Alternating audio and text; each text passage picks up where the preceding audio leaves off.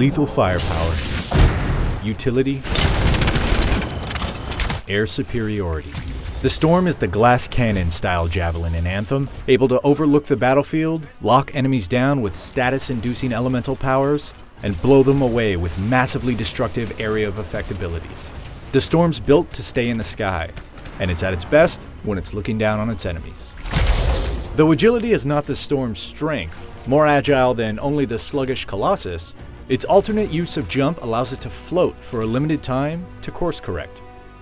But what literally sets this javelin above the others is its ability to hover much, much longer than any other, allowing it to maintain height advantage for the majority of an engagement. The downside to this advantageous elevation is an obvious lack of cover and relatively open lines of sight.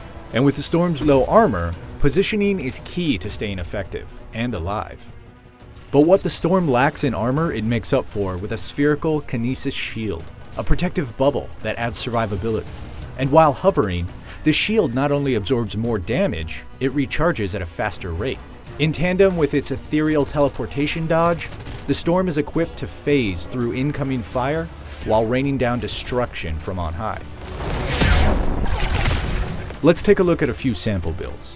With excellent flight sustain and battlefield control, a single target status and elemental AoE build fuses the best of both worlds for a perfect place to start. Like all javelins in Anthem, the Storm's abilities are tied to gear slots on the suit, and the Storm uses two main mystical seals for offensive purpose, a focus seal and a blast seal, and this loadout uses frost shards and lightning strike, respectively. Frost shards are a primer ability, allowing you to quickly shoot enemy-seeking shards of ice that do modest damage, but recharge quickly and apply frost status with each hit. Landing just a few shards on a single target builds enough status to freeze the target, priming it for a combo. Lightning Strike is an area of effect detonator ability, cracking down bolts of impressive lightning damage in the radius and detonating any primed enemies. And remember, you can use the Storm's powerful melee punch from the air or the ground to detonate prime targets. The Storm's specific combo style is chain combo, meaning in this specific case that freezing a target and detonating it will cause the frozen status effect to chain to a small number of enemies. Now for higher levels and harder difficulties where the Storm's inherent vulnerability might be an issue, let's look at another loadout. This one ditches the status affecting primer abilities altogether in favor of pure long-range damage. The workhorse of this loadout is Burning Orb, which allows the Storm to quickly toss damaging fireballs or charge it up for a long-range devastating blast. In conjunction with the Storm's third gear slot, the Support Seal, which I've slotted Wind Wall into, this build's capable of dropping a one-way wall on a surface and sniping targets with powerful fireballs from relative safety.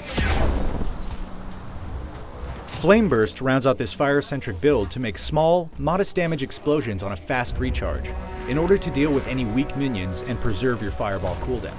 The Storm's ultimate is a marriage of everything it does well, a 3-burst, large-scale AoE lightning, ice, and fire attack that annihilates enemies caught within each blast. Once you pop it, you have to use it, and there's a time limit, so it's best used on a full battlefield or you run the risk of wasting a charge.